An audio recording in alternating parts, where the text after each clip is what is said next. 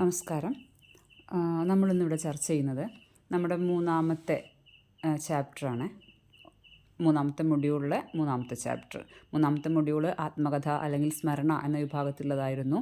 അതിൽ നമുക്ക് മൂന്നാമത്തെ ഒരു മൊഡ്യൂളുള്ളത് കരുതി വെച്ച ഒരു ഇലച്ചോറ് എന്ന് പറയുന്ന പ്രൊഫസർ ഈശ്വര വാര്യരുടെ ഓർമ്മക്കുറിപ്പാണ്. അദ്ദേഹത്തിൻ്റെ ഒരച്ഛൻ്റെ ഓർമ്മക്കുറിപ്പുകൾ എന്ന് പറയുന്ന ആത്മകഥയിൽ നിന്നെടുത്തതാണ് നമുക്ക് പഠിക്കാനുള്ള കരുതി വെച്ച ഒരു ഇലച്ചോറ് എന്ന് പറയുന്നത്. നമുക്ക് പാഠഭാഗത്തിലേക്ക് കടക്കുന്നതിന് മുൻപായിട്ട് ഈശ്വര വാര്യരെ ഒന്ന് പരിചയപ്പെടാം. അദ്ദേഹം 1921 ഒക്ടോബർ 28 തൃശ്ശൂർ ജില്ലയിലാണ് ജനിക്കുന്നത്. അധ്യാപകൻ, എഴുത്തുകാരൻ, പൗരാവകാശ പ്രവർത്തകൻ എന്നീ നിലകളിൽ പ്രവർത്തിച്ചിരുന്ന ഒരു വ്യക്തി എന്നതിനപ്പുറം അടിയന്തരാവസ്ഥ കാലത്തെ പോലീസ് ഭരണകൂട ഭീകരതയിൽ പൊലിഞ്ഞുപോയ ഒരു വിദ്യാർത്ഥിയുടെ അച്ഛൻ എന്ന നിലയിലാണ് കേരള മനസ്സാക്ഷി അല്ലെങ്കിൽ കേരള ജനത അദ്ദേഹത്തെ ഓർക്കുന്നത്. കൊച്ചി പ്രജാമണ്ഡലത്തിൻ്റെ പ്രവർത്തകനും കമ്മ്യൂണിസ്റ്റ് പാർട്ടി സഹയാത്രികനുമായിരുന്നു അദ്ദേഹം. അതുപോലെ അദ്ദേഹം Thrissur saint Thomas college, Ernakulam Maharajas college, Chittur government college, government arts and science college Kozhikode എന്നിവിടങ്ങളിലെ ഹിന്ദി അധ്യാപകനായിരുന്നു. നമുക്ക് പഠിക്കാനുള്ള ഈ പാഠഭാഗത്ത് പറയുന്ന രാജനെ കൂടാതെ രമ, ചാന്ദിനി എന്നീ മക്കളും ഉണ്ടായിരുന്നു അദ്ദേഹത്തിന്. രാജനെ തേടിയുള്ള തൻ്റെ ദീർഘകാലത്തെ അന്വേഷണങ്ങളുടെയും നിയമ പോരാട്ടങ്ങളുടെയും രേഖപ്പെടുത്തലുകളാണ് ഒരച്ഛൻ്റെ ഓർമ്മക്കുറിപ്പുകൾ എന്ന് പറയുന്ന അദ്ദേഹത്തിൻ്റെ ഈ കൃതി. ഈ പുസ്തകത്തിന് 2004 കേരള സാഹിത്യ അക്കാദമി അവാർഡ് ലഭിച്ചിട്ടുണ്ട്. രാജൻ്റെ മരണത്തിന് 30ഓളം വർഷങ്ങൾക്ക് ശേഷമാണ് അദ്ദേഹം ഇതെഴുതുന്നത്. ഈ കൃതിയിലെ ഒരു അധ്യായമാണ് കരുതി വെച്ച ഒരു ഇലച്ചോറ് എന്ന് പറയുന്ന നമുക്ക് പഠിക്കാനുള്ള പാഠഭാഗം.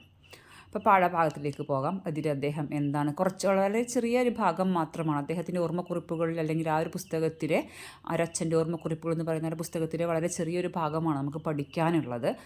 ഇന്നും കേരള മനസ്സാക്ഷിക്ക് മുന്നിൽ ഒരു ചോദ്യചിഹ്നമായി നിൽക്കുന്ന രാജൻ കേസിൻ്റെ അദ്ദേഹത്തിൻ്റെ ഒരു അച്ഛൻ എന്ന നിലയിൽ അദ്ദേഹത്തിൻ്റെ ഓർമ്മകൾ അല്ലെങ്കിൽ അദ്ദേഹത്തിന് പറയാനുള്ളതാണ് ഈ ഒരു ഭാഗത്തൂടെ അദ്ദേഹം പറയുന്നത്. അദ്ദേഹത്തിൻ്റെ അനുഭവമാണ് പറയുന്നത്. അടിയന്തരാവസ്ഥ കാലത്ത് കായണ്ണ പോലീസ് സ്റ്റേഷൻ ആക്രമണവുമായി ബന്ധപ്പെട്ടാണ് കോഴിക്കോട് റീജിയണൽ എഞ്ചിനീയറിംഗ് കോളേജ്, ഇന്നത്തെ നമ്മുടെ NIT, അതിൻ്റെ അവരുടെ NITയുടെ ഹോസ്റ്റൽ മുറ്റത്ത് നിന്ന് ഈശ്വര വാര്യരുടെ മകൻ രാജനെ പോലീസ് അറസ്റ്റ് ചെയ്ത് കൊണ്ടുപോകുന്നത്. പിന്നീട് മകനെക്കുറിച്ച് യാതൊരു വിവരവും ലഭിച്ചില്ല.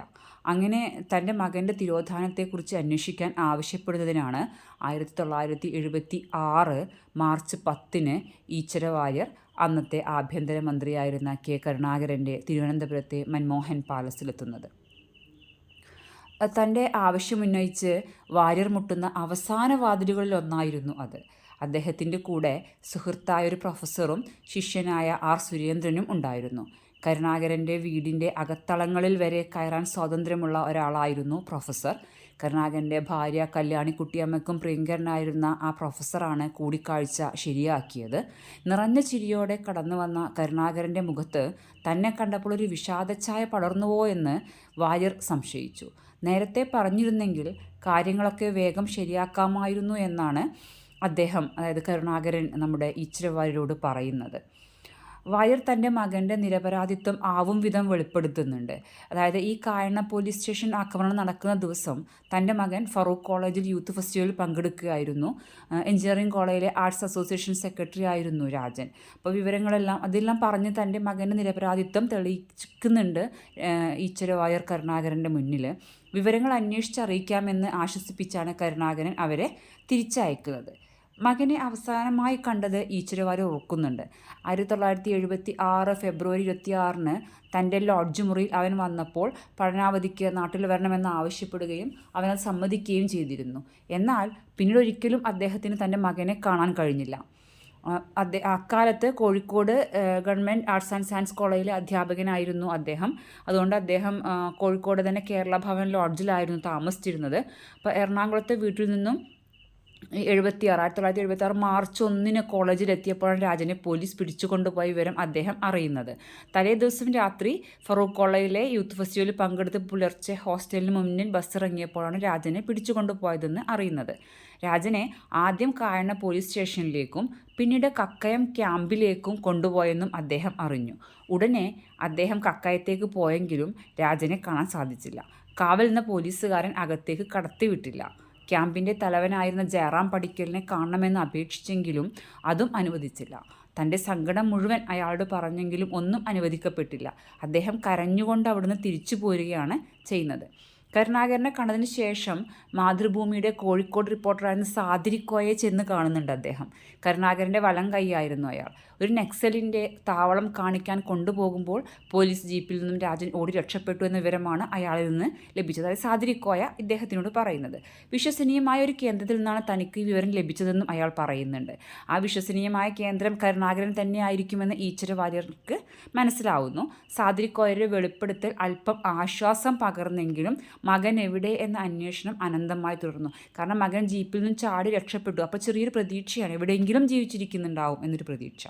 ഒരിക്കൽ സുഹൃത്തുക്കളുമായി ജയറാം പടിക്കലിനെ കാണാൻ ചെന്നുവെങ്കിലും വളരെ മോശമായിട്ടായിരുന്നു അയാൾ ഈശ്വരവാര്യയോട് പെരുമാറിയത്. കോളേജിലെ മറ്റു കുട്ടികളൊക്കെ ക്യാമ്പിൽ, അതായത് കക്കയം ക്യാമ്പിൽ കണ്ടിരുന്നെങ്കിലും തൻ്റെ മകൻ്റെ മുഖം മാത്രം എവിടെയും അദ്ദേഹം കാണുന്നില്ല.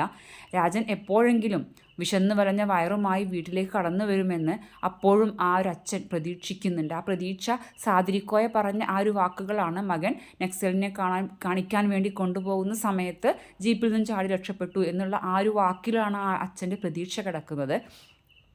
അതുകൊണ്ട് തന്നെ എപ്പോഴും ഒരു ലച്ചോറ് കരുതി വെക്കണം എന്ന് അയാൾ ഭാര്യയോട് പറയുന്നുണ്ട്. ഇരുട്ടിൽ നിന്നും അച്ഛ എന്ന് വിളിച്ചുകൊണ്ട് തൻ്റെ മകൻ ഒരിക്കൽ കയറി വരുന്നതും കാത്ത് അയാൾ നിൽക്കുന്നുണ്ട്. അടർന്നു വീഴുന്ന കണ്ണുനീർ അയാൾക്ക് തടയേണ്ടതുണ്ടായിരുന്നു. കാരണം അവൻ്റെ അമ്മ ഇതൊന്നും അറിയരുതെന്ന് അയാൾ ആഗ്രഹിച്ചു. മകൻ്റെ തിരോധാനത്തിന് ശേഷം ബുദ്ധിസ്ഥിരത നഷ്ടപ്പെട്ട അവസ്ഥയിലായിരുന്നു രാജൻ്റെ അമ്മ. മരിക്കുമ്പോഴും അവർ മകനെ അന്വേഷിച്ചു. ഒരു കുടുംബത്തെ തീരാവേദനയിലേക്ക് തള്ളിയിട്ട ഭരണകൂട നിഷ്ക്രിയത്വത്തെയും പോലീസ് ഭീകരതയും ഓർമ്മിപ്പിക്കുന്നതാണ് ഈശ്വരവാര്യരുടെ ഈ ഒരു അനുഭവക്കുറിപ്പുകൾ. നീതിക്ക് വേണ്ടി തൻ്റെ ജീവിതകാലം അത്രയും അലഞ്ഞു തീർത്ത ഒരച്ഛൻ്റെ കുറിപ്പുകളാണിത്. ഈ കുറിപ്പുകളിലൂടെ കടന്നു പോകുമ്പോൾ ഓർമ്മ വരുന്ന മറ്റൊരു കഥയുണ്ട്. നിങ്ങളെല്ലാവരും പഠിച്ചിട്ടുണ്ടാവും, OV വിജയൻ്റെ കടൽ തീരത്ത് എന്ന് പറയുന്ന കഥ. അതിലെ വെള്ളായി അപ്പൻ്റെ നൊമ്പരം ഈശ്വരവാര്യർ എന്ന അച്ഛനിലൂടെയും നമുക്ക് വായിക്കാം. ഇത് തിരിച്ചും പറയാം, വെള്ളായി അപ്പനെ എല്ലാവർക്കും ഓർമ്മയുണ്ടാവും എന്ന് വിചാരിക്കുന്നു. നിങ്ങൾ സ്കൂൾ ക്ലാസ്സുകളിൽ പഠിച്ച ഒരു കഥയാണ്, OV വിജയൻ്റെ കഥയാണ് കടൽ തീരത്ത്. തൻ്റെ മകനെ എന്തിനാണ് ഭരണകൂടം കൊലക്കുറ്റത്തിന് ശിക്ഷിച്ചതെന്നറിയാതെ ഭരണകൂട സംവിധാനങ്ങൾക്ക് മുന്നിൽ നിസ്സഹായം നിൽക്കുന്ന വെള്ളായിയപ്പൻ ഈശ്വരവാര്യരുടെ മറ്റൊരു പ്രതിബിംബമായി നമുക്ക് കാണാം. നമ്മുടെ മനസ്സലിയിക്കുന്ന തീവ്രമായ ഒരു പിതൃപുത്ര ബന്ധമാണ് ഈ കഥയിൽ OV വിജയൻ അവതരിപ്പിക്കുന്നത്. മകനെ തേടിയുള്ള ഈശ്വരവാര്യരുടെ യാത്രയും നമ്മളിൽ അത്തരം ഒരു നൊമ്പരം അല്ലെങ്കിൽ ഒരു അത്രയും തീരാവേദനയാണ് സൃഷ്ടിക്കുന്നത്. 1988 ഷാജിയൻ കരുൺ സംവിധാനം ചെയ്ത പിറവി എന്ന സിനിമ ഈ ഒരു വിഷയമായിരുന്നു കൈകാര്യം ചെയ്തിരുന്നത്. അതുപോലെ 2013 ഇറങ്ങിയ ഇടുക്കി ഗോൾഡ് എന്ന് പറയുന്നൊരു സിനിമ നിങ്ങൾക്ക് ഓർമ്മയുണ്ടാവും. ആ സിനിമയിലും ഈ ഒരു സംഭവത്തെക്കുറിച്ച് പരാമർശിക്കുന്നുണ്ട്. അതുപോലെ CR ഓമനക്കുട്ടൻ എഴുതിയ ശവം തീനികൾ എന്നൊരു പുസ്തകവും എന്താ പറയുക, ഈ ഒരു രാജൻ കേസിൻ്റെ ഈ ഒരു സംഭവത്തെ അടയാളപ്പെടുത്തുന്നൊരു പുസ്തകമാണ്. P. രാജൻ മർദ്ദനത്തെ തുടർന്ന് കക്കയം ക്യാമ്പിൽ മരിച്ചു എന്ന് സാഹചര്യ തെളിവുകളിൽ നിന്നും അനുമാനിക്കാം. എന്നാൽ മൃതദേഹം കണ്ടെടുത്തിട്ടില്ല, അത് നശിപ്പിച്ചതായും തെളിയിച്ചിട്ടില്ല. അതിനാൽ കൊലക്കുറ്റം സംശയാതീതമായി തെളിയിച്ചിട്ടില്ല എന്നായിരുന്നു അന്ന് കോയമ്പത്തൂർ കോടതി വിധി വന്നത്. അടിയന്തരാവസ്ഥയെ കേരളം ഏറ്റവും കൂടുതലായി ഓർമ്മിക്കുന്നത് പോലീസിൻ്റെ ഉരുട്ടിക്കൊലക്കിരയായ രാജൻ്റെ പേരിലായിരിക്കും. കേരളത്തിൽ നക്സലിസം വേർപ്പിച്ചൊരു കാലമായിരുന്നു അത്. 1976 ഫെബ്രുവരി 28 K. വേണുവിൻ്റെ നേതൃത്വത്തിൽ ഒരു കൂട്ടം നക്സലുകൾ കൂരാച്ചുണ്ടിനടുത്തുള്ള കായണ്ണ പോലീസ് സ്റ്റേഷൻ ആക്രമിച്ച് തോക്കുകൾ കവരാൻ ശ്രമിച്ചുവെങ്കിലും പരാജയപ്പെട്ടു. പോലീസ് സ്റ്റേഷൻ തീവെക്കപ്പെട്ടു. ഈ കേസുമായി ബന്ധപ്പെട്ടാണ് രാജനടക്കമുള്ളവരെ അന്ന് കസ്റ്റഡിയിലെടുക്കുന്നത്. രാജനോടൊപ്പം കോരു, ഗംഗാധരക്കുറുപ്പ് എന്നീ ഹോസ്റ്റൽ ജീവനക്കാരും ചാലി, ജോൺ K. പോൾ എന്നീ സഹപാഠികളും അറസ്റ്റിലായിരുന്നു. എന്നാൽ സജീവ നക്സൽ പ്രവർത്തകനും REC വിദ്യാർത്ഥിയുമായിരുന്ന മുരളി കണ്ണമ്പള്ളിയെ പോലീസിന് കിട്ടിയില്ല. മുരളിയുടെ മുറിയിൽ രാജനും മറ്റു വിദ്യാർത്ഥികളും വന്നു പോയിരുന്നു എന്നതാണ് അവരെ കേസുമായി ബന്ധപ്പെടുത്താൻ കാരണമായി പറയുന്നത്. അതിന് രാജന് നക്സൽ ബന്ധം എന്ന് ആരോപിച്ചുകൊണ്ടാണ് അന്ന് അറസ്റ്റ് ചെയ്യുന്നത്. എന്നാൽ രാജന് ഈ കേസുമായി യാതൊരു ബന്ധവും ഉണ്ടായിരുന്നില്ല എന്നാണ് ഈശ്വരവാല അടക്കമുള്ള ഉറപ്പിച്ച് പറയുന്നത്. എന്തായാലും എന്താ പറയുക, ഭരണകൂടത്തിൻ്റെ നിഷ്ക്രിയത്വത്തിനെതിരെ എന്നൊക്കെ നമുക്ക് പറയാൻ പറ്റും. ആ ഒരു എന്താ പറയുക, ഉരുക്കുമുഷ്ടിയിൽ, ഭരണകൂടത്തിൻ്റെ ഉരുക്കുമുഷ്ടിയിൽ ഒരു ജീവിതം ഞെരിഞ്ഞമർന്നു എന്നതാണ് സത്യം.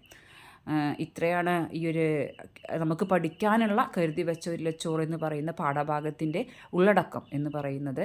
ആ ഒരു പുസ്തകം കിട്ടുന്നവർ മുഴുവനായിട്ടും വായിക്കാൻ ശ്രമിക്കുക. തീർച്ചയായിട്ടും ഒരച്ഛൻ്റെ ഓർമ്മക്കുറിപ്പുകളിലൂടെ വേദനയുടെ കടന്നു പോകുമ്പോൾ നമുക്ക് നല്ലൊരു വായനാനുഭവം അതുപോലെ തന്നെ നമ്മുടെ ഉള്ളിലുണ്ടാവുന്ന വേദനയും തീരാത്തതായിരിക്കും എന്ന് പറഞ്ഞുകൊണ്ട് നിർത്തുന്നു. നമസ്കാരം.